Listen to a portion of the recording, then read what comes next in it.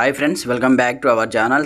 Friends, మనకు త్వరలో 400 regular surveyor పోస్టులకు సంబంధించి నోటిఫికేషన్ విడుదల చేస్తామంటూ లేటెస్ట్గా అయితే అప్డేట్ రావడం జరిగిందనమాట. దానికి సంబంధించి కంప్లీట్ ఇన్ఫర్మేషన్ మనం వీడియోలో తెలుసుకుందాం. ప్రతి ఒక్కరు సపోర్ట్ చేయండి, లైక్ చేయండి, కామెంట్ చేయండి. అలాగే మన ఛానల్ని ఇంకా ఎవరైనా సబ్స్క్రైబ్ చేసుకోకపోతే వెంటనే సబ్స్క్రైబ్ చేసేసి బెల్ ఐకాన్ యాక్టివేట్ చేసేయండి.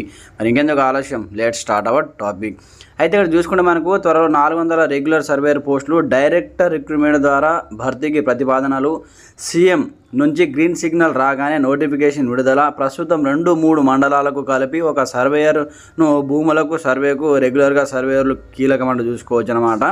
అంటే 2-3 మండలాలకు కలిపి ఒక సర్వేయర్ నియమించి భూముల సర్వే చేయడానికి వీళ్ళనైతే అపాయింట్మెంట్ చేస్తున్నారు.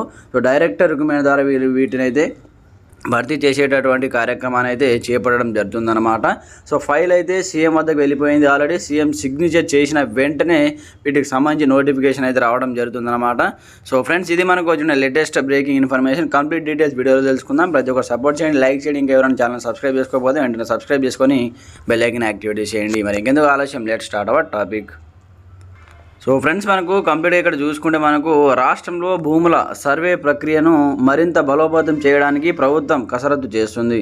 ఇందులో భాగంగా డైరెక్టర్ రిక్రూట్మెంట్లో దాదాపు 400 మంది రెగ్యులర్ సర్వేయర్ పోస్టులను భర్తీ చేయడానికి సంబంధించినటువంటి సమగ్ర ప్రతిపాదనలను సర్వే అండ్ ల్యాండ్ రికార్డ్స్ శాఖ సిద్ధం చేసింది.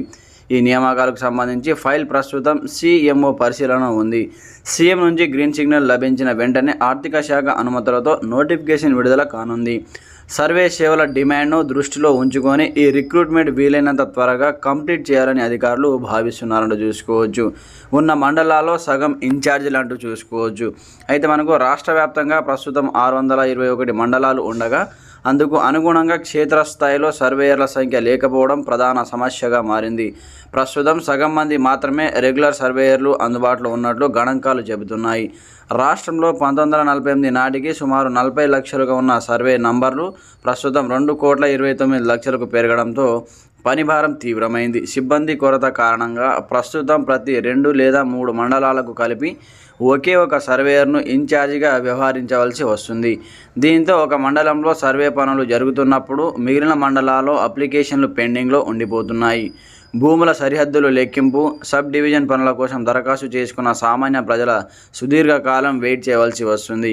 ఈ పనిభారం సర్వే క్వాలిటీపై కూడా ఎఫెక్ట్ చూపుతుందని, అందువల్ల కొంత పోస్టుల భర్తీ అనివార్యంగా మారిందని నిపుణులు విశ్లేషిస్తున్నారంటూ కూడా అప్డేట్ చూసుకోవచ్చు.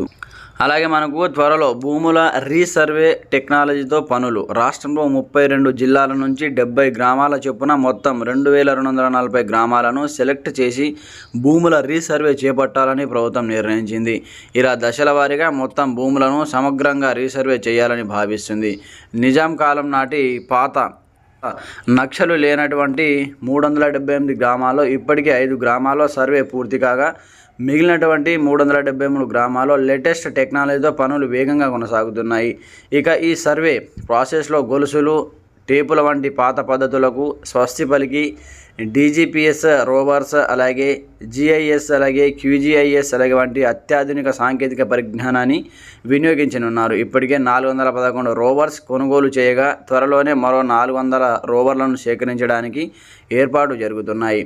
సేకరించిన సమాచారాన్ని భూభారతి పోర్టల్లో నమోదు చేసి ఇంటిగ్రేటెడ్ భూభారతి చట్టం ద్వారా సాగు భూముల రిజిస్ట్రేషన్కు సర్వే మ్యాప్ను తప్పనిసరి చేయనున్నారంటూ చూసుకోవచ్చు.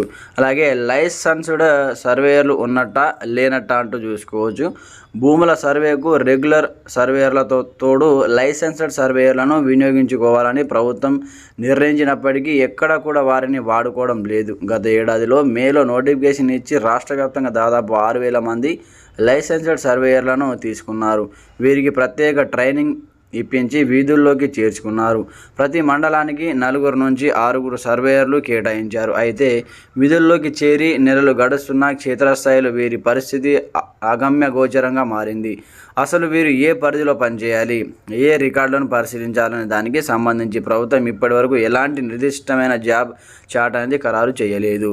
అయితే మనకు త్వరలోనే కంప్లీట్గా 2-3 మండలాలకు కలిపి ఈ సర్వేయర్లను నియమించాలని ప్రభుత్వం అయితే ఆల్రెడీ మనకైతే గ్రీన్ సిగ్నల్ ఇచ్చిందనమాట. ఈ ఫైల్ వచ్చేసి మనకు సీఎం ఆఫీస్లో ఉంది. కంప్లీట్గా సీఎం గ్రీన్ సిగ్నల్ ఇచ్చిన వెంటనే మనకైతే డైరెక్ట్ భర్తీ ద్వారా డైరెక్ట్ రిక్రూట్మెంట్ ద్వారా ఈ పోస్టులను భర్తీ చేస్తున్నారనమాట.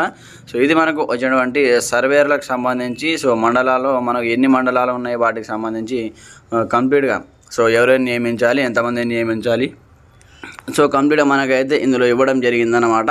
ఇది మనకు వచ్చినటువంటి లేటెస్ట్ త్వరలో 400 రెగ్యులర్ సర్వేర్ పోస్టులకు సంబంధించి ఇన్ఫర్మేషన్. ఇంకా మీకు ఎలాంటి సందేహాలు ఉన్నా కామెంట్ సెక్షన్లో కామెంట్ చేయండి. ప్రతి ఒక్కరు సపోర్ట్ చేయండి, లైక్ చేయండి, ఛానల్ని సబ్స్క్రైబ్ చేసుకుని బెల్ ఐకాన్ యాక్టివేట్ చేయండి. Okay friends, thanks for watching this video. జై హింద్.